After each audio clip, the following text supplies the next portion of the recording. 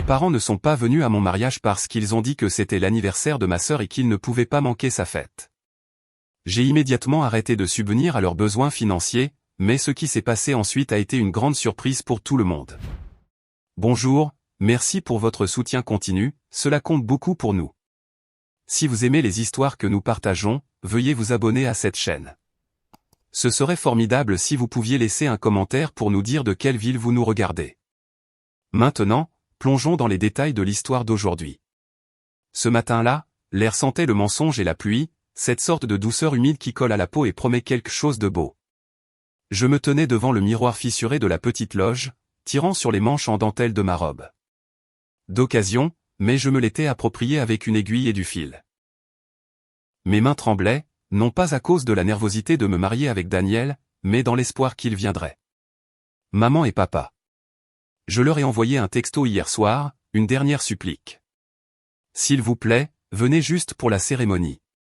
C'est à 14 heures. La fête de Sophie peut bien attendre 1 heure. Pas de réponse.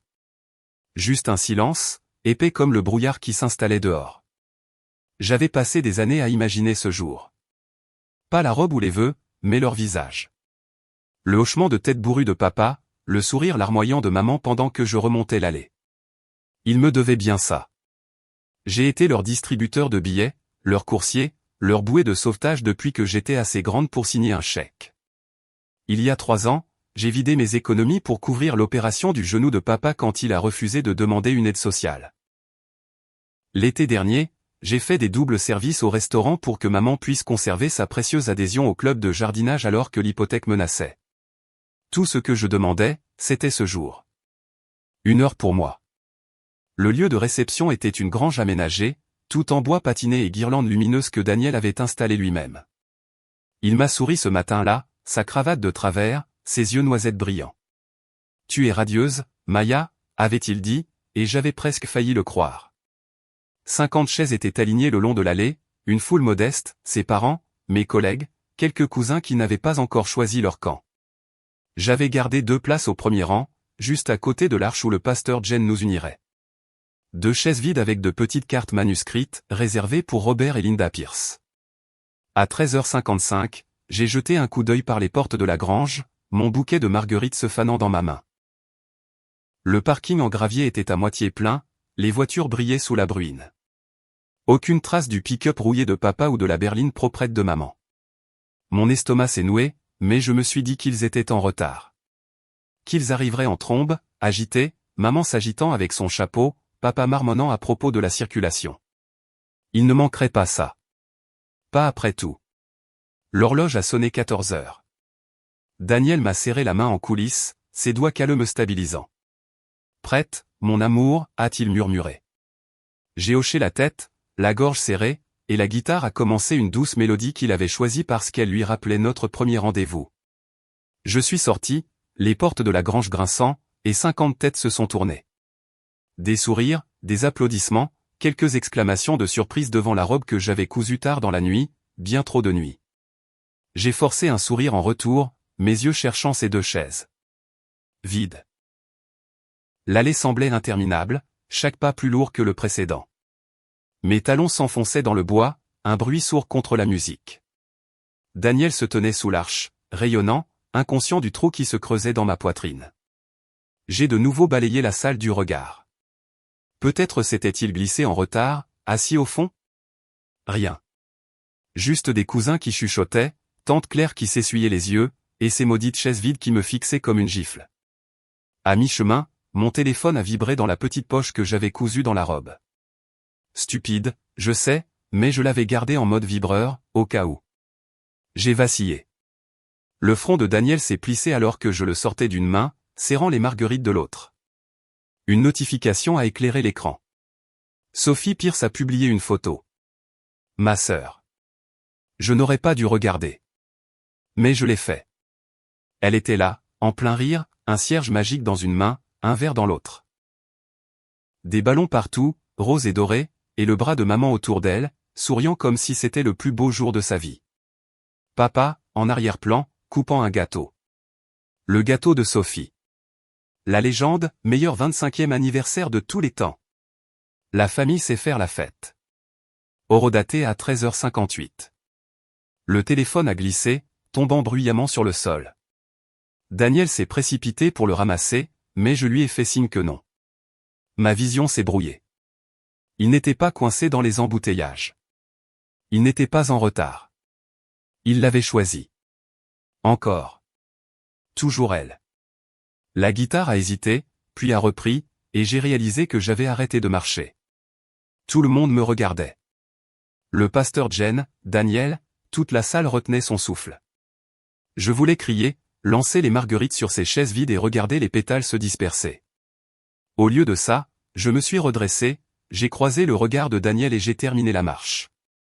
Les vœux ont été un brouillard. Je le veux, ai-je dit, ma voix stable même si mon cœur se brisait. Je le veux, de Daniel était chaleureux, solide, et pendant une seconde, j'ai pu respirer. Nous nous sommes embrassés, la foule a applaudi, et je me suis laissé aller contre lui, prétendant que c'était suffisant. Mais alors que nous nous tournions pour faire face à tout le monde, ces chaises se moquaient de moi. Vide. Réservé pour personne. La réception était plus bruyante. Des rires, des verres qui trinquent. Daniel me faisait tournoyer sur un vieux morceau de jazz. J'ai souri à travers tout ça, coupant le gâteau que nous avions préparé ensemble, esquivant les questions sur maman et papa. Ils n'ont pas pu venir, ai-je menti, encore et encore, jusqu'à ce que les mots aient un goût de cendre. Vers 20h, je me suis éclipsé dehors. La bruine s'était transformée en une pluie battante, trempant ma robe alors que je me tenais sous l'auvent de la grange. Daniel m'a trouvé là, sa veste sur mes épaules, ses bras m'attirant près de lui. Ils ne sont pas venus, ai-je murmuré, la première fois que je le disais à voix haute. Il n'a pas demandé qui. Il savait. L'anniversaire de Sophie. C'est ce qu'ils ont choisi. Il a juré à voix basse, doucement mais sèchement. Après tout ce que tu as fait pour eux, Maya. C'est. Ne le dis pas, les jeux coupés. Ne le dis pas, parce que s'il le faisait, s'il nommait à quel point c'était injuste, je m'effondrerais. Et je ne pouvais pas m'effondrer. Pas encore. Nous sommes restés là, la pluie tambourinant sur le toit, sa chaleur s'infiltrant en moi. J'ai pensé au chèque que j'avais signé, aux nuits où j'avais eu faim pour qu'il ne manque de rien. À la façon dont papa m'appelait, la responsable, comme si c'était une laisse, tandis que Sophie avait des fêtes et des louanges juste pour respirer. J'ai pensé aux excuses de maman, à ses soupirs, à son « Sophie a plus besoin de nous ». Et j'ai pensé à ces chaises. Vides comme leurs promesses. C'est fini, ai-je dit, à peine audible par-dessus la tempête. Daniel s'est reculé, scrutant mon visage. Je coupe les ponts. Plus d'argent, plus rien. Il n'a pas discuté, ne m'a pas dit d'y réfléchir. Il a juste hoché la tête, sa main se resserrant sur la mienne. Quoi que tu aies besoin, je suis là. La pluie continuait de tomber, emportant l'odeur de lys, l'espoir de la journée. À l'intérieur, la fête battait son plein, mais ici, quelque chose avait changé. Je n'étais plus leur fille. Pas celle qui arrangeait tout, qui payait pour leur vie. J'étais juste Maya. Et pour la première fois, cela semblait suffisant pour commencer. Le premier appel est arrivé 3 jours après le mariage, alors que Daniel et moi étions affalés sur le canapé de notre appartement exigu, des cartons à moitié déballés empilés autour de nous comme une forteresse. J'avais mis mon téléphone en silencieux depuis la réception, esquivant le flot de SMS de parents curieux demandant « Où étaient tes parents ?» L'écran s'est allumé. Papa. Mon estomac s'est noué comme si j'avais avalé une pierre. Daniel a jeté un coup d'œil, son bras toujours autour de moi, et a marmonné « Tu n'es pas obligé de répondre. » Mais je l'ai fait. Une partie de moi, celle qui se souvenait encore de papa m'apprenant à faire du vélo, ses grandes mains stabilisant le cadre bancal, voulait croire qu'il appellerait pour s'excuser. Pour dire qu'il avait tout gâché, que le caprice pailleté de Sophie ne valait pas d'avoir manqué mes vœux. J'ai fait glisser mon doigt sur l'écran, les presser contre mon oreille et je me suis préparé. Maya Pierce. Mais qu'est-ce que tu fabriques, bon sang? Sa voix a retenti, rauque et furieuse, comme si j'avais cabossé son camion au lieu d'arrêter un virement bancaire. Pas de « bonjour », pas de « comment va la vie de mariée ?» Directement à l'attaque. Je me suis redressé, les ressorts du canapé grinçant sous moi. Contente de t'entendre aussi, papa. Comment était la fête de Sophie? Ne me réponds pas sur ce ton, ma petite. Ta mère pleure depuis ce matin parce que tu as annulé le paiement automatique de l'hypothèque. Tu essaies de nous mettre à la rue? L'hypothèque, bien sûr. Pas le mariage, pas les chaises vides, pas la façon dont j'étais resté là, tenant des marguerites et un cœur brisé. J'ai ri, un son sec et amer. Rien à voir avec le son que j'avais fait en coupant le gâteau avec Daniel. Je ne paie plus pour votre maison. Ni pour vos factures, ni pour rien. Je t'ai dit que c'était fini. Fini? Il a aboyé un rire plus fort que le mien, plus méchant. On n'en a pas fini avec sa famille, Maya.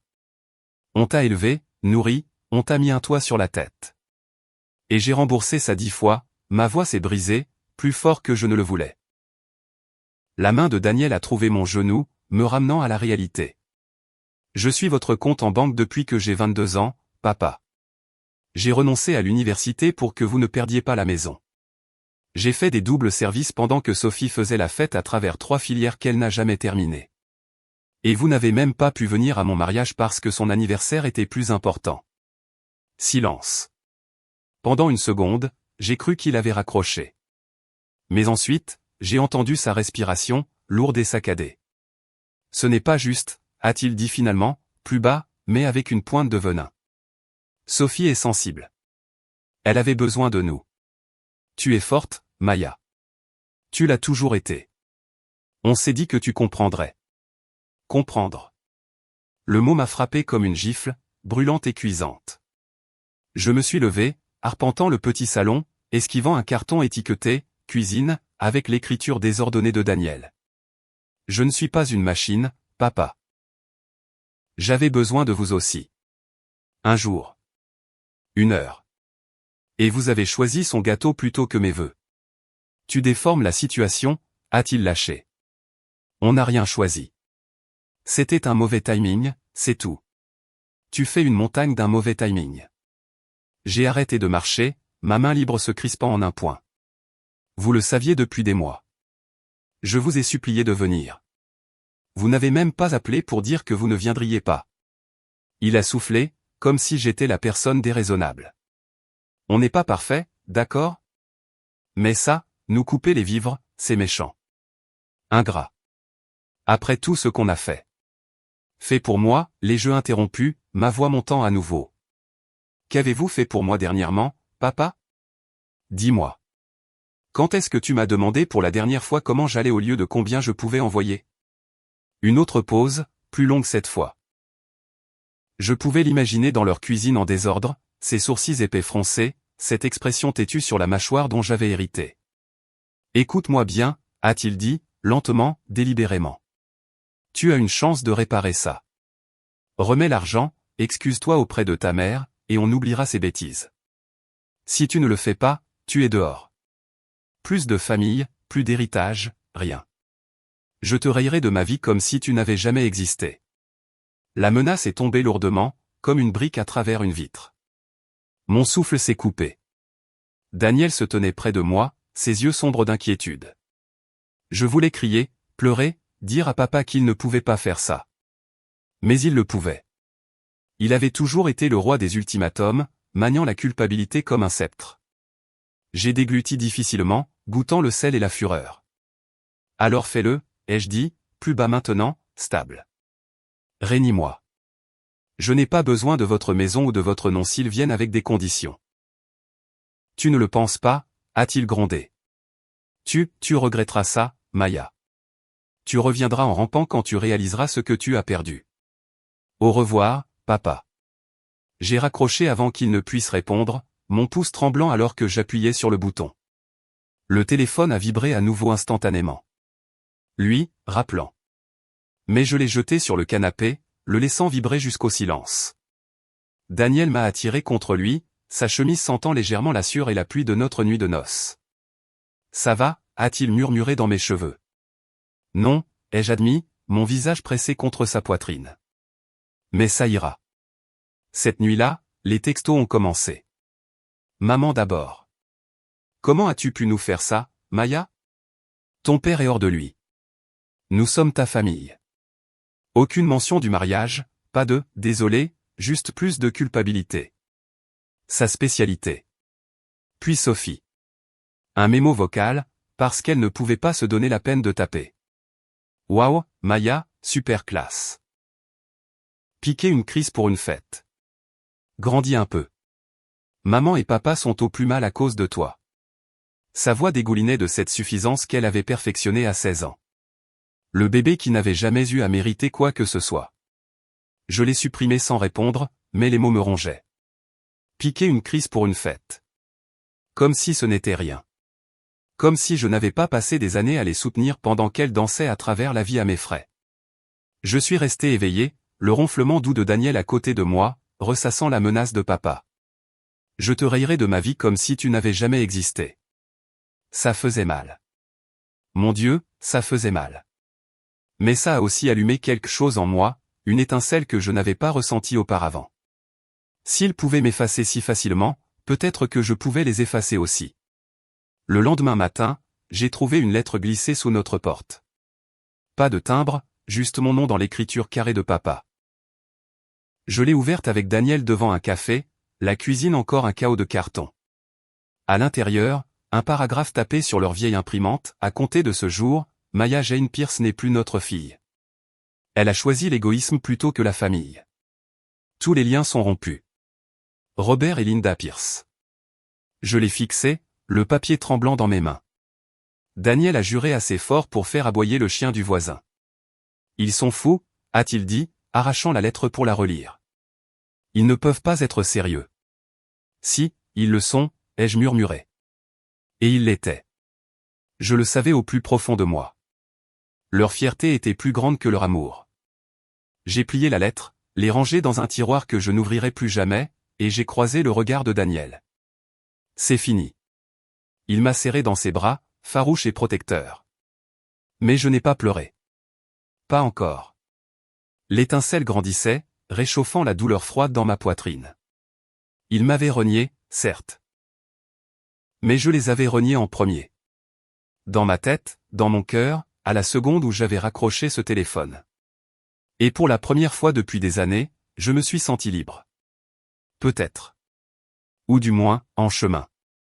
Le premier matin où je me suis réveillé sans le poids de leurs factures sur mes épaules, je ne savais pas quoi faire de moi-même. La lumière du soleil filtrait à travers les stores de notre appartement, attrapant des grains de poussière au-dessus de la table basse, et je suis resté assise là, ma tasse à la main, à regarder la vapeur s'enrouler comme si elle détenait des réponses.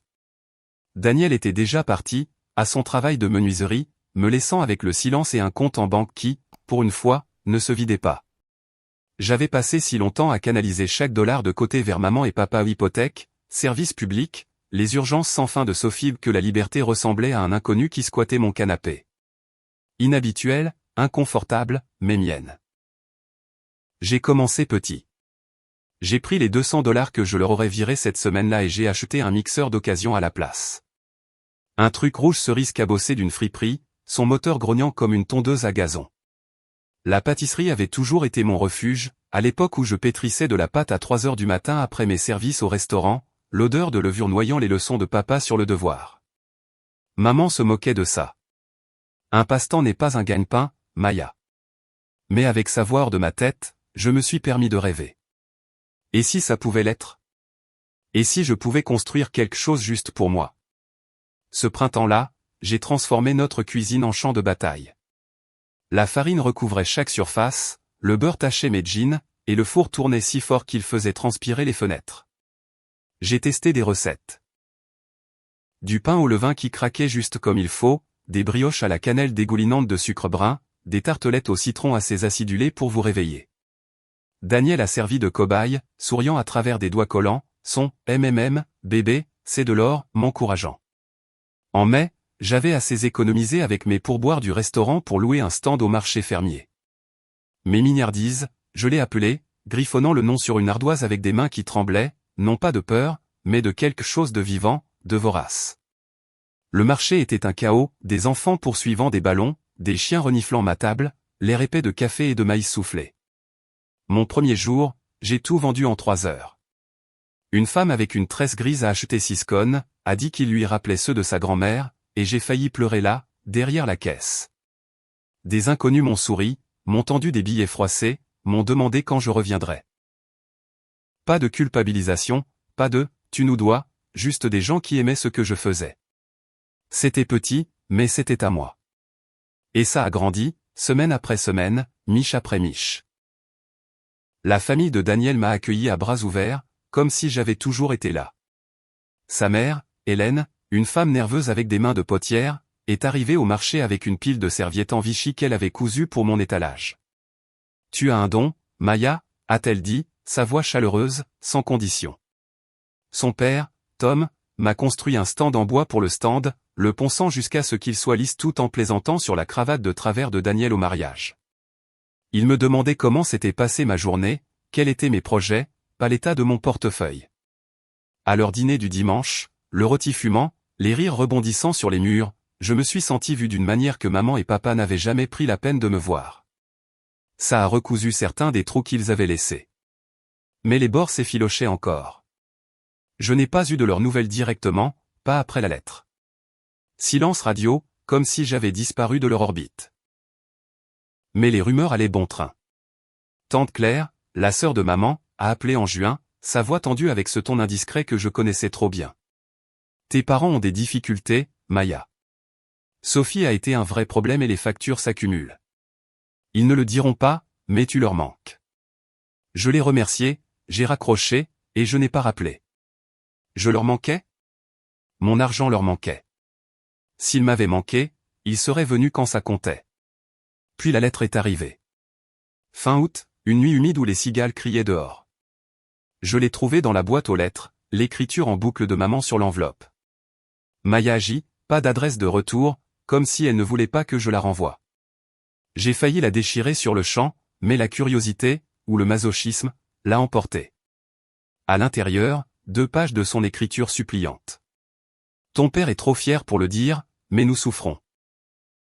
Les paiements de la maison sont en retard, et Sophie a emménagé avec un garçon qui ne vaut rien. Nous ne voulions pas te faire de mal, ma chérie. La famille reste unie. S'il te plaît, appelle. Je l'ai lu 2 fois, les mots se brouillant alors que mon pouls battait dans mes oreilles. Pas de « désolé », pas de « nous avons eu tort », juste la même vieille chanson. Leurs besoins. Mon travail de réparer. Je l'ai froissé, j'ai marché jusqu'à la cuisine et j'ai allumé la cuisinière à gaz. Le papier a pris feu rapidement, des flammes oranges léchant les bords. Les manœuvres de culpabilisation de maman se réduisant en cendres. Je l'ai laissé tomber dans l'évier, les regarder se consumer, et je me suis senti plus légère que je ne l'avais été depuis des mois. Ils n'avaient pas le droit de me ramener. Pas maintenant. Pendant ce temps, leur monde se fissurait. Je pouvais le sentir à travers les murmures. Un cousin a posté sur Facebook que Sophie avait démoli le camion de papa, puis s'était enfui pour squatter avec un gars tatoué dans un groupe. Un autre parent a mentionné que maman vendait ses trophées du club de jardinage dans un vide-grenier, le visage pincé par la honte. Papa, j'ai entendu dire, évitez les appels de la banque, son humeur plus massacrante que jamais. Je n'ai pas cherché de détails, je n'en avais pas besoin. Ils avaient construit leur vie sur moi, et sans mon échafaudage, tout le bazar basculait. À l'automne, mes mignardises avaient trouvé son rythme. J'ai quitté le restaurant, loué une petite boutique avec de la peinture écaillée et un four décent, et accroché une enseigne que Daniel avait sculptée lui-même. Le jour de l'ouverture, Hélène a apporté des fleurs, Tom a réparé un évier qui fuyait, et une file d'attente serpentait devant la porte. Des locaux, des habitués du marché, même le pasteur Jen du mariage. J'ai cuit jusqu'à ce que mes bras me fassent mal, l'air doux de sucré de possibilités. Cette nuit-là, Daniel et moi nous sommes effondrés sur le canapé, de la farine dans mes cheveux, sa main traçant des cercles paresseux sur mon dos. « Tu y arrives ?» a-t-il dit, la voix basse, fière. « Ton truc. » Pas le leur. J'ai hoché la tête, trop fatigué pour parler. Mais la vérité s'est ancrée profondément. C'était ma fondation. Brique par brique, patte par patte. Pas d'ultimatum, pas de chaise vide. Juste moi, debout sur un sol que j'avais revendiqué. Pourtant, tard dans la nuit, quand le four refroidissait et que le monde se taisait, je me surprenais à me demander, maman a-t-elle pleuré en écrivant cette lettre ? La main de papa a-t-elle tremblé en me signant hors de leur vie ? La question piquait, mais je ne la poursuivais pas. J'avais passé trop de temps à les poursuivre. Maintenant, j'avais mon propre chemin rude, inexploré, mais le mien. Et alors que l'année tournait, j'ai commencé à croire qu'il pourrait me soutenir. 3 ans après avoir brûlé la lettre de maman, je me tenais à l'entrée de « Mes mignardises », la vraie. Pas la petite boutique de départ avec l'évier qui fuyait. Cet endroit était à moi, acheté avec chaque scone vendu, chaque fournée de fin de soirée perfectionnée. La façade en briques brillait chaleureusement sous le soleil d'octobre, les fenêtres encadrées de jardinières qu'Hélène avait plantées de soucis. À l'intérieur, l'air bourdonnait de café et de cannelle, le comptoir scintillant sous les suspensions que Daniel avait installées lui-même. Une ardoise s'étendait sur un mur, mon écriture listant les spécialités, pain d'épices à la citrouille, tartelette érable pécan, pain au levain qui a du mordant. Les clients se pressaient, des locaux en flanelle, une maman jonglant avec un bambin, un vieil homme qui venait tous les mardis pour mon pain de seigle. Mon pain de seigle. J'avais réussi. Pas seulement à joindre les deux bouts, mais à prospérer. Le mois dernier, le journal local avait publié un article, du passe-temps au point chaud, l'ascension de Maya Pierce. Il m'avait photographié en plein rire, le tablier saupoudré de farine, le bras de Daniel autour de moi. La journaliste m'a demandé comment j'avais commencé, et j'ai esquivé la vilaine vérité, mes parents ont zappé mon mariage, alors j'ai zappé leur facture, avec un vague, j'avais besoin de changement. Elle n'a pas insisté, a juste griffonné des notes sur mon charme rustique et ma ténacité de petite ville. L'article me présentait comme une sorte d'outsider courageuse, ce qui n'était pas faux, mais il omettait la partie où je m'étais sorti d'un trou qu'ils avaient creusé. Ce matin-là, j'étais derrière le comptoir, emballant une douzaine de brioches pour Madame Grady quand la cloche a tinté et que tante Claire est entrée. Ses boucles grises étaient plus serrées que dans mon souvenir, son sac à main serré comme un bouclier. Elle n'avait pas appelé depuis cette conversation culpabilisante il y a 3 ans, et je n'avais pas cherché à la contacter non plus. Le sang ne signifie pas obligation. Plus maintenant. Maya, dit-elle, la voix sèche, ses yeux parcourant la boutique comme si elle en estimait le prix. Tu as bien réussi. Merci. J'ai glissé la boîte à Madame Grady, lui ai fait un signe de tête pour la saluer, puis je me suis essuyé les mains sur mon tablier. Un café? Non, je ne reste pas, elle s'est approchée, baissant la voix. Je viens de voir ta mère. Ils sont dans une mauvaise passe. J'ai pensé que tu devrais le savoir. Je me suis figé, mes doigts collants se crispant sur mes paumes. Une mauvaise passe pouvait signifier n'importe quoi avec eux. Fauché, malade, dramatique. Je n'ai pas demandé. Je ne voulais pas. Mais Claire a continué, sans y être invitée.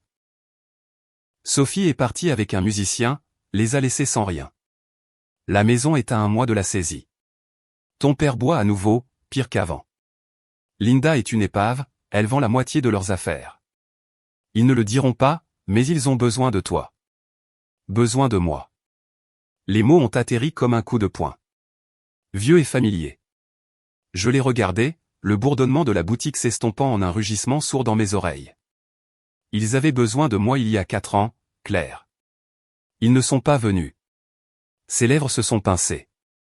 C'est ta famille, Maya. Les erreurs n'effacent pas ça. Des erreurs? J'ai ri, assez fort pour faire tourner les têtes à la table la plus proche. Ils m'ont renié. M'ont jeté comme un déchet. Je ne suis plus leur filet de sécurité. Elle a soupiré, ce son lourd de martyrs que maman utilisait. Je leur ai dit que tu dirais ça. Pense Y. Elle est partie sans un autre mot, la cloche claquant derrière elle. Je n'y ai pas pensé. Pas comme elle l'entendait. Mais ça a remué quelque chose, un souvenir que je n'avais pas touché depuis des années.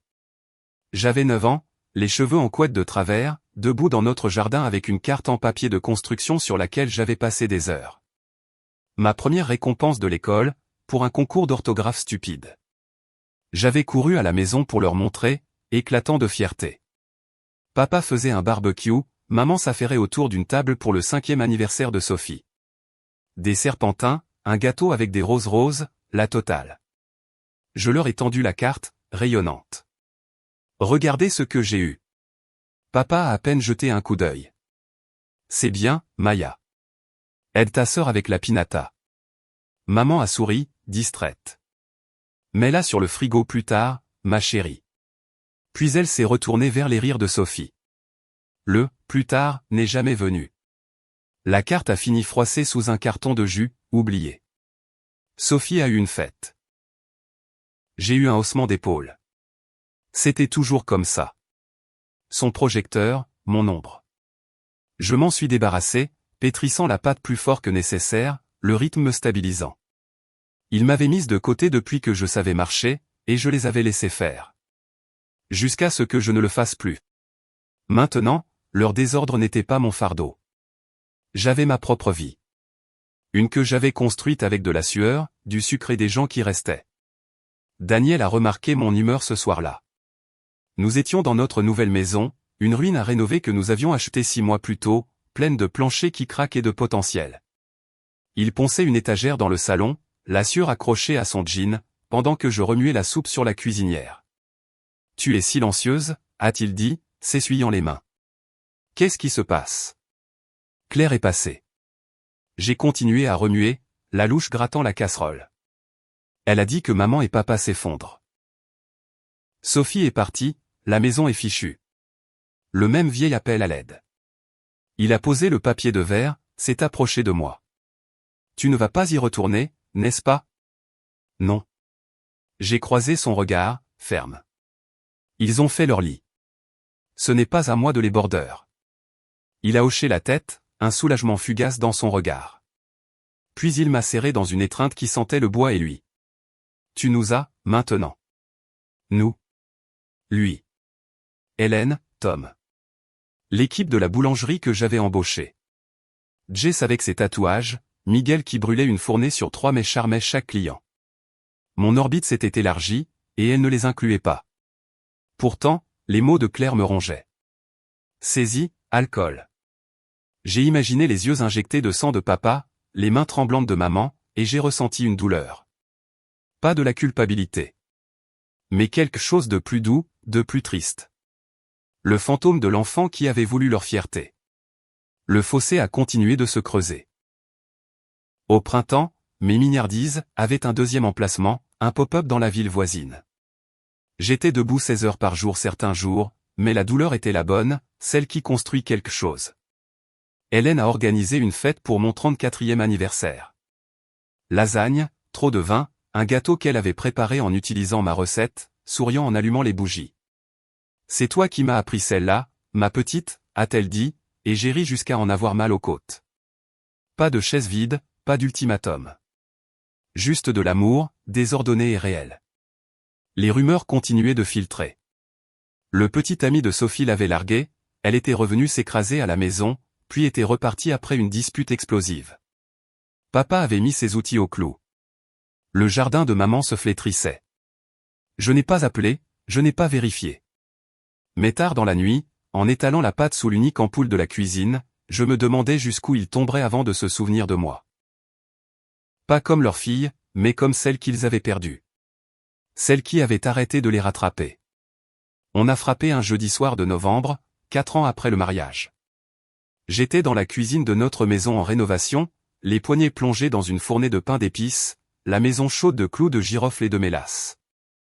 Daniel était dehors, bricolant un abri de jardin qu'il jurait de finir avant Noël, bien que nous sachions tous les deux que c'était faux. La radio diffusait un vieux morceau de jazz, et je fredonnais, perdu dans le rythme du pétrissage, quand le son m'a surprise. 3 coups secs, insistants, comme quelqu'un qui l'avait répété. Je me suis essuyé les mains sur une serviette, la farine tachant l'ourlet de mon pull, et j'ai marché jusqu'à la porte. La lumière du porche était éteinte, cette maudite ampoule n'arrêtait pas de griller, alors j'ai plissé les yeux à travers le Judas. 2 ombres, voûtées et familières, se tenaient là. La plus grande se balançait d'un pied sur l'autre, comme si elle préférait être n'importe où ailleurs. Mon cœur a cogné, un battement lourd et malade. Je connaissais ces silhouettes. Les larges épaules de papa, affaissées maintenant. Le tic nerveux de maman, serrant son sac à main. 4 ans de silence, et les voilà. Des fantômes non invités sur mon seuil. J'ai ouvert la porte lentement, la charnière grinçant comme un avertissement. L'air froid s'est engouffré, piquant sur ma peau. Et ils étaient là, Robert et Linda Pierce, l'air d'avoir été mâchés et recrachés par le temps. Les cheveux de papa étaient plus fins, des mèches grises striant ce qui restait, sa flanelle tachée et effilochée au poignet. Le visage de maman était émacié, ses yeux injectés de sang sous un bonnet en tricot tiré bas. Ils n'ont pas parlé au début. Ils m'ont juste regardé, comme si des cornes m'avaient poussé depuis la dernière fois. Je ne les ai pas invités à entrer. Je n'ai rien dit. Je les ai laissés mariner dans le silence que j'avais appris à manier. Maya, a finalement murmuré maman, sa voix se brisant comme de la glace fine. On peut parler. J'ai croisé les bras, m'appuyant contre le cadre. Vous êtes là. Parlez. Papa s'est raclé la gorge, un son rauque et pâteux. Ne faisons pas ça sur le porche, hein? Il gèle. C'est mon porche, ai-je dit platement. Vous avez 5 minutes. La lèvre de maman a tremblé, mais la mâchoire de papa s'est crispée, cette vieille lueur têtue brillant dans ses yeux. Très bien, a-t-il marmonné. Puis, plus doucement, on a des problèmes, Maya. De gros problèmes. On a besoin de ton aide. Je n'ai pas scié, je n'ai pas bronché. Quel genre de problème? Maman s'est lancée, les mots se bousculant. La maison, la vie de saisie est arrivée la semaine dernière. On est en retard, très en retard. Sophie, elle a pris ce qu'il nous restait, s'est enfuie avec ce garçon encore. Le genou de ton père est pire, il ne peut pas travailler, et moi. Elle s'est étranglée, les larmes coulant maintenant. On n'a nulle part où aller, ma chérie. On te supplie. Supplier. Le mot flottait là, lourd comme la pâte sur mon comptoir. Je les ai étudiés. Le dos voûté de papa, la prise désespérée de maman sur son sac, et j'ai senti quelque chose se tordre dans mon ventre. Pas de la pitié, pas encore. Juste un souvenir, vif et non sollicité. Toutes ces années où je les avais suppliés, silencieusement, avec des chèques et des appels tardifs, de me voir, de se soucier de moi. Et maintenant, les voilà. Les rôles inversés, les mains tendues. Pourquoi moi, ai-je demandé, la voix stable malgré la tempête à l'intérieur. Vous avez Sophie. Votre fille en or. Papa a reniflé, amer. Sophie est partie. Elle est partie après nous avoir vidés. La voiture, les économies, tout. Elle ne reviendra pas. Elle ne le fait jamais. A ajouté maman, doucement, comme si c'était douloureux à admettre. On a eu tort, Maya. Sur beaucoup de choses. Tort depuis des années. Et trop tard. C'est tout ce qu'ils avaient? Je suis sorti sur le porche, fermant la porte derrière moi, le froid mordant à travers mes chaussettes. Tort sur quoi, exactement? Éplez-le. Maman a tressailli, mais papa a croisé mon regard, ses yeux durs malgré le tremblement de ses mains. On aurait dû être là. Au mariage. On ne pensait pas. Je ne pensais pas que ça t'avait autant touché. Sophie était une épave cette semaine-là, pleurant sur ses 25 ans, et on a juste choisi elle, ai-je terminé, sèchement. Comme toujours. Vous n'avez même pas appelé, papa. Pas de texto, pas de désolé. Vous avez choisi son gâteau plutôt que ma journée. Puis vous m'avez renié quand je n'ai plus voulu payer pour ça. Il a détourné le regard, la mâchoire travaillant comme s'il mâchait du gravier. J'étais en colère, a-t-il grogné. Tu nous as coupé les vivres, Maya. Après tout ce que nous. Tout ce que j'ai fait, ai-je lâché, m'approchant, mon souffle formant de la buée dans le froid. J'ai payé votre hypothèque, vos factures de médecin, les caprices stupides de Sophie. J'ai renoncé à mes rêves d'université, à ma propre vie, pour vous maintenir à flot, et vous n'avez pas pu me donner une heure. Vous m'avez renié. Vos mots, pas les miens. Maman a sangloté, un son humide et désordonné. On a eu tort, ma chérie. Tellement tort. Tu nous manques. Tu nous as manqué chaque jour. S'il te plaît, nous sommes une famille. Une famille? J'ai ri, froid et saccadé. Une famille ne t'abandonne pas à l'hôtel. Une famille ne menace pas de t'effacer pour de l'argent. Où était la famille quand j'avais besoin de vous? Le visage de papa s'est effondré, juste une seconde, avant qu'il ne le masque d'un froncement de sourcils. On est là maintenant. Ça ne compte pas? On ravale notre fierté, on demande de l'aide. Tu as bien réussi. Tu ne peux pas nous donner un petit quelque chose? Un petit quelque chose. Comme si j'étais à nouveau un distributeur automatique. Pas leur fille. J'ai pensé à la boulangerie, à la maison que Daniel et moi avions bâtie, à la vie que j'avais construite sans eux. J'ai pensé à ces chaises vides, à la photo de Sophie avec son cierge magique, à la lettre qu'ils avaient tapée pour me rayer de leur vie. Et je l'ai senti. La colère, oui. Mais en dessous, un creux fatigué. Non, ai-je dit, doucement mais fermement. Je ne peux pas. Vous n'avez pas le droit de débarquer maintenant, après 4 ans de rien, et de me demander de réparer votre désordre. Vous avez fait vos choix. Maman a tendu la main vers moi, sa main tremblante. Maya, s'il te plaît, ne. Je me suis reculé, hors de portée. Où est Sophie maintenant? Pourquoi n'est-elle pas là à supplier avec vous? Elle ne nous parle pas, a admis papa, la voix basse. On n'a pas eu de ses nouvelles depuis des mois. Alors elle s'est tirée, et je suis votre plan B, j'ai secoué la tête, la douleur se durcissant en résolution. Vous ne m'avez pas manqué. Mon compte en banque vous a manqué. Je ne le suis plus. Les genoux de maman ont fléchi et papa l'a rattrapé, son regard me transperçant dans l'obscurité. Tu es froide, Maya. Plus froide que je n'aurais jamais cru. Peut-être, ai-je dit, croisant son regard. Ou peut-être que j'ai juste appris de vous. Le jazz flottait faiblement de la porte, une bouée de sauvetage vers la chaleur à l'intérieur. Je me suis tourné, la main sur la poignée, et je me suis arrêté. Pourquoi avez-vous vraiment manqué le mariage? Dites-moi la vérité. Maman a octé, s'accrochant à papa. Sophie a menacé de nous quitter. A dit qu'elle ne nous parlerait plus jamais si nous ne restions pas. On avait peur. Peur de la perdre, elle. Pas moi. La vérité piquait, mais elle correspondait. J'ai hoché la tête une fois et j'ai ouvert la porte. Bonne chance, ai-je dit, sans me retourner. Vous en aurez besoin. Ils ne m'ont pas rappelé. N'ont pas frappé à nouveau. J'ai fermé la porte, les verrouillé, et je suis resté là, l'odeur de pain d'épices m'enveloppant comme un bouclier. Mes mains tremblaient, mais je n'ai pas pleuré. Pas encore. Ils étaient venus supplier, et je les avais renvoyés. Le fossé était devenu un gouffre, et j'avais choisi de rester de mon côté. Le cliquetis de la porte se fermant derrière moi était un son doux qui semblait final, comme un livre qui se referme brusquement après la dernière page. Je suis resté là, le dos pressé contre le bois, la chaleur du pain d'épices contrastant avec le froid qui s'infiltrait à travers mon pull depuis le porche. Les sanglots de maman résonnaient faiblement dehors, saccadés et désespérés, ponctués par le grognement sourd de papa, probablement en train de me maudire, la nuit, le désordre qu'ils avaient créé. Ma main tremblait, la farine encore incrustée sous mes ongles, et pendant une seconde, j'ai cru qu'ils allaient frapper à nouveau.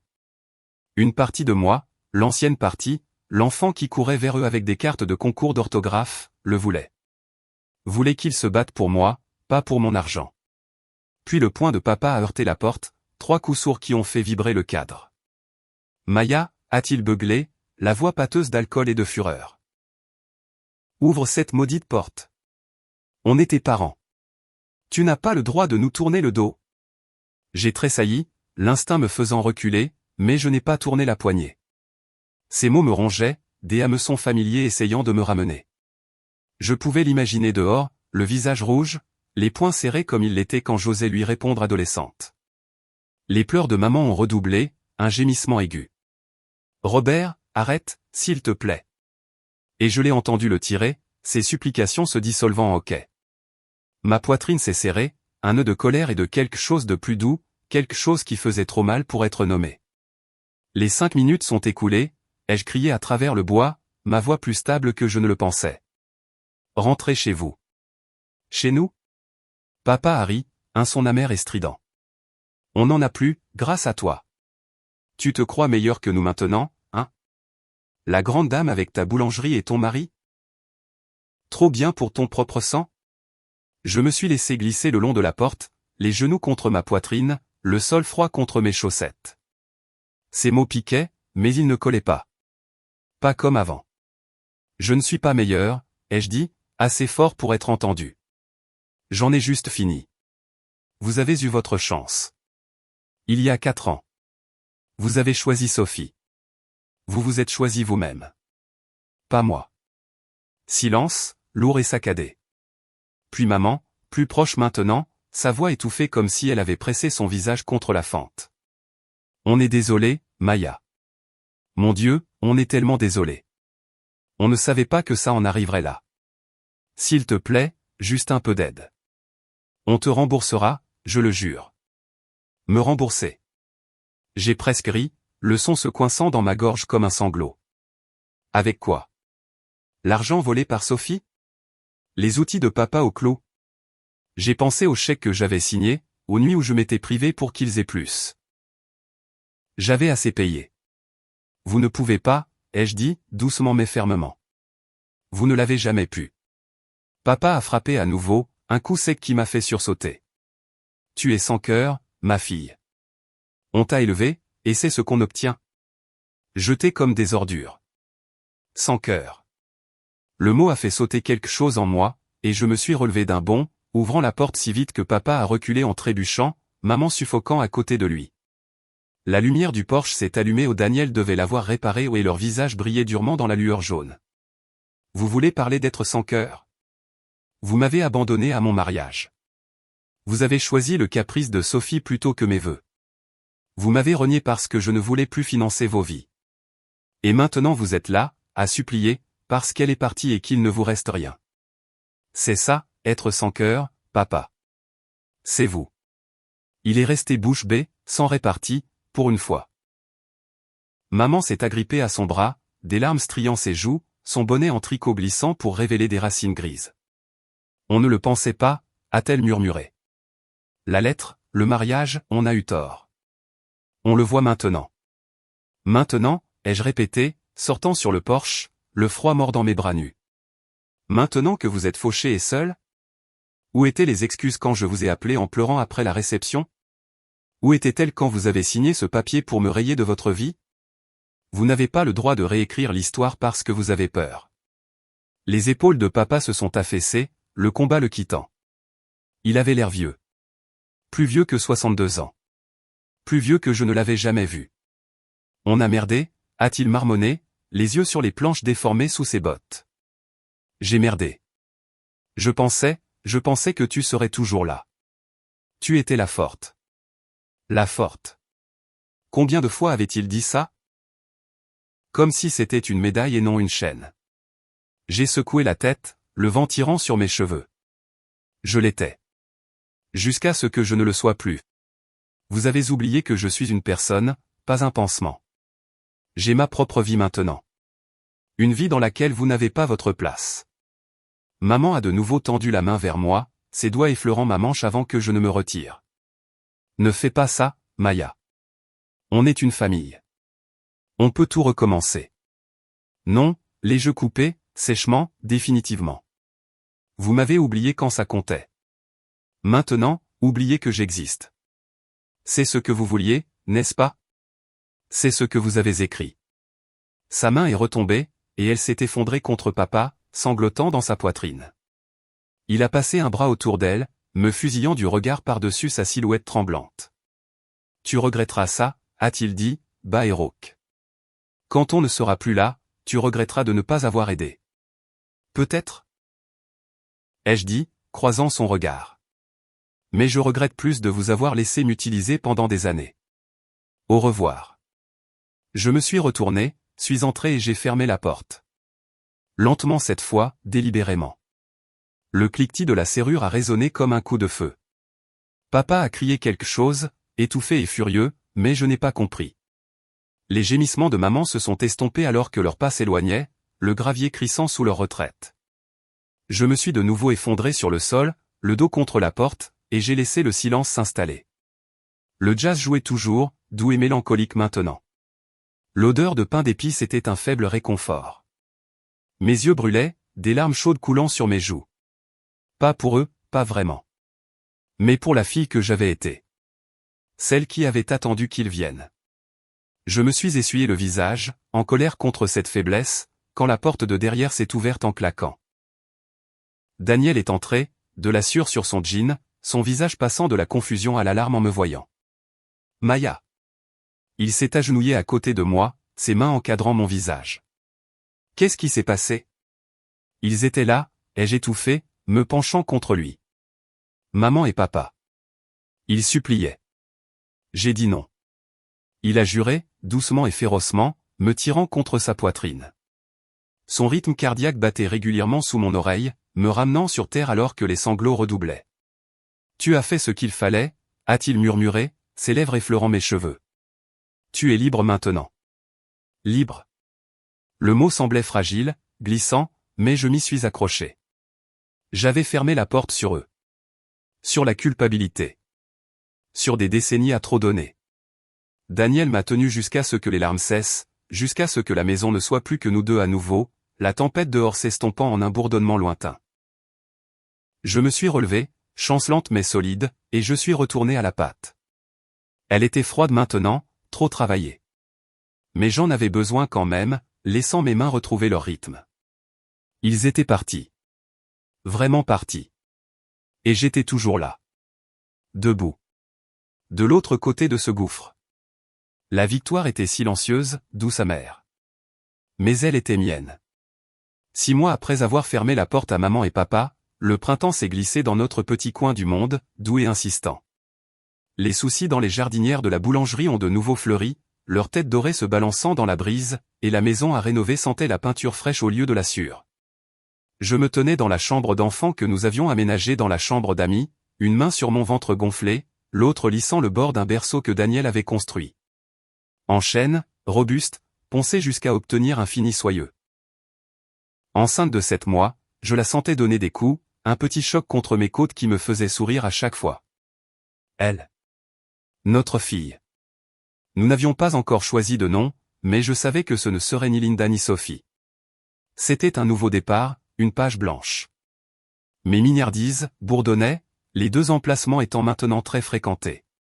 Jess gérait le pop-up avec son esprit vif et ses compétences de couteau encore plus aiguisées, tandis que Miguel avait enfin cessé de brûler les fournées, son sourire conquérant la foule du matin. J'ai réduit mes heures, leur faisant confiance pour tenir le fort, et c'était étrange, un bond étrange, de lâcher un peu prise. La boulangerie n'était plus seulement un travail, c'était un héritage, la preuve que je pouvais construire quelque chose de durable sans me briser. Ce matin-là, j'avais cuit une seule miche de pain au levain à la maison, la croûte crépitant en refroidissant sur le comptoir. Daniel a volé une tranche, souriant à travers les miettes, et a dit, toujours la meilleure chose que j'ai jamais goûtée. Je l'ai frappé avec une serviette en riant, et pendant un moment, la vie semblait si pleine que j'aurais pu exploser. Ils étaient restés partis, maman et papa. Plus de coups à la porte, plus de lettres, plus de « s'il te plaît » glissés sous la porte. Les nouvelles filtraient par le bouche-à-oreille familial. Claire, encore, me coinçant au marché avec ses lèvres pincées et ses yeux apitoyés. Ils s'en sortent tout juste, a-t-elle dit à voix basse, comme si c'était un secret. Ils louent une caravane près de la voie ferrée. Ton père est sobre, la plupart du temps. Linda a un travail à temps partiel au magasin à $1. Sophie est toujours dans la nature. J'ai hoché la tête, les remercié et je suis parti, un sac de pommes se balançant à mon côté. S'en sortir tout juste. Ce n'était pas de la joie que je ressentais en entendant ça, juste une douleur sourde et lointaine, comme appuyée sur un bleu presque guéri. Ils étaient en vie, ils survivaient. C'était suffisant. Je ne les connaissais plus. J'y pensais moins maintenant. Mais quand je le faisais, c'était différent. Pas la douleur brute et vive du mariage, ni la fureur brûlante de leurs supplications. C'était plus doux, plus triste. Un souvenir de ce qui aurait pu être, s'ils m'avaient jamais vu. La semaine dernière, j'avais trouvé une vieille photo dans un tiroir. Moi à 6 ans, un trou entre les dents, souriant, pris en sandwich entre eux à une foire. Le bras de papa autour de moi, le sourire de maman large et réel. Je l'avais regardé, traçant leur visage plus jeune, puis j'avais conduit jusqu'à la friperie et je l'avais laissé sur le tas de dons. Pas de mots, pas de chichi. Juste un adieu silencieux à la famille que j'aurais voulu qu'il soit. Hélène a organisé une fête de naissance cet après-midi-là, transformant leur jardin en une débauche de serpentins pastel et de rire. Tom a fait griller des hamburgers, la fumée s'enroulant dans le ciel, pendant qu'Hélène s'affairait autour d'un gâteau aux ma recette de tarte au citron, modifiée avec sa propre touche. Tu es la pro, mais j'ai improvisé, a-t-elle cligné de l'œil, et je l'ai serré dans mes bras, respirant son odeur de lavande. Des amis se sont pressés, Jess avec un minuscule body tatoué, Miguel jonglant avec un sac cadeau et une bière, le pasteur Jen avec une couverture qu'elle avait cousue. Daniel planait, fier et un peu dépassé, sa main trouvant la mienne toutes les quelques minutes, comme s'il avait besoin de ce point d'ancrage. Pas de chaise vide, pas d'absence. Juste des gens qui m'avaient choisi. Qui étaient restés. Plus tard, alors que le soleil déclinait, je me suis glissé dans la cuisine d'Hélène pour une pause. Le bruit s'est estompé, me laissant avec le bourdonnement du réfrigérateur et le poids de mon ventre. Je me suis appuyé contre le comptoir, sirotant de l'eau, quand une ombre a bougé dans le couloir. Tom. Sa large silhouette remplissant l'embrasure de la porte. Il tenait une petite boîte enveloppée dans du papier brun et s'est raclé la gorge, maladroit mais chaleureux. Je voulais te donner ça plus tôt, a-t-il dit en me l'attendant. Hélène me tuerait si je faisais des histoires. J'ai déchiré le papier, curieuse, et j'ai trouvé une enseigne en bois. Lila S. Bakri, la boulangerie de Lila, gravée de sa main sûre. Les lettres peintes d'un vert tendre. Lila, ai-je demandé, les sourcils levés. Il a haussé les épaules, penaud. J'ai entendu toi et Daniel lancer des noms. Je trouvais que ça sonnait bien. Tu n'es pas obligé de l'utiliser. Juste une idée. Ma gorge s'est serrée, des larmes me piquant les yeux. Lila. Ça sonnait bien. Lumineux, sans fardeau. Je l'ai serré plus fort que je ne le voulais, et il m'a tapoté le dos comme si j'étais fragile. Merci, Tom, ai-je réussi à dire, la voix épaisse. C'est parfait. Dehors, Daniel a croisé mon regard de l'autre côté du jardin, son sourire s'adoucissant en voyant l'enseigne. Il a articulé, Lila, et j'ai hoché la tête, testant le nom dans ma tête. Lila Pierce. Notre fille. Libre du bagage que j'avais porté. La fête s'est terminée, des étoiles piquant le ciel, et je me suis assise avec Daniel sur la balançoire du porche, l'enseigne entre nous, son bras autour de mes épaules. Ça va, a-t-il demandé, son pouce effleurant ma clavicule. Oui, ai-je dit, et je le pensais. Mieux que ça va. Cette nuit-là, je suis resté éveillé, le ronflement de Daniel un rythme doux à côté de moi. Lila donnait des coups, comme si elle savait que j'écoutais. J'ai pensé à la caravane près de la voie ferrée, à la silhouette voûtée de maman derrière un comptoir de magasin à $1, aux jours sobres et aux mains tremblantes de papa. Je ne les détestais pas. Plus maintenant. Ils m'avaient perdu, avaient perdu Sophie, avaient tout perdu ce qu'ils avaient pris pour acquis. Et je ne pouvais pas porter ça pour eux. Mais je pouvais porter ça, l'amour constant de Daniel, la chaleur d'Hélène et Tom, le bourdonnement de la boulangerie, la vie qui grandissait en moi. J'avais brisé le cycle. Celui où l'amour venait avec des conditions et où la valeur se mesurait en dollars. Le lendemain matin, j'ai de nouveau cuisiné. Des brioches à la cannelle cette fois, collantes et chaudes, la maison se remplissant de leur douceur. Daniel est arrivé en titubant, les cheveux en bataille, et en a volé une avant que je ne puisse protester. Son baiser avait un goût de sucré de lui. Lila va adorer ça. A-t-il dit, et j'ai ri, imaginant ses petites mains tendant la main vers le plateau. J'ai regardé par la fenêtre, le monde se réveillant. Des oiseaux qui gazouillaient, le chien du voisin qui aboyait, les soucis qui hochaient la tête à l'aube. Ma famille était ici. Dans cette maison. Dans la vie que j'avais bâtie de toutes pièces. Maman et papa étaient une ombre, s'estompant à chaque lever de soleil. Et je les ai laissés partir. Pas avec colère, mais avec paix. J'avais été leur fille, un jour. Mais maintenant, j'étais Maya Pierce. Épouse, boulangère, bientôt mère. Et en posant une main sur mon ventre, sentant Lila bouger, je me suis juré qu'elle ne connaîtrait jamais les chaises vides ni n'aurait à mendier de l'amour. Elle m'aurait. Entière et sans fardeau. Chaque maudit jour. Et c'est l'histoire de comment j'ai trouvé ma propre famille, ma propre paix, une miche à la fois.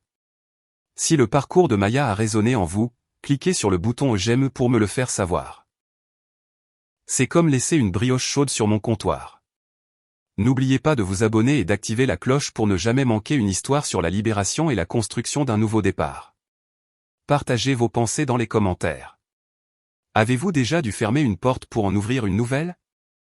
J'adorerais l'entendre. Merci de votre écoute, et à la prochaine histoire.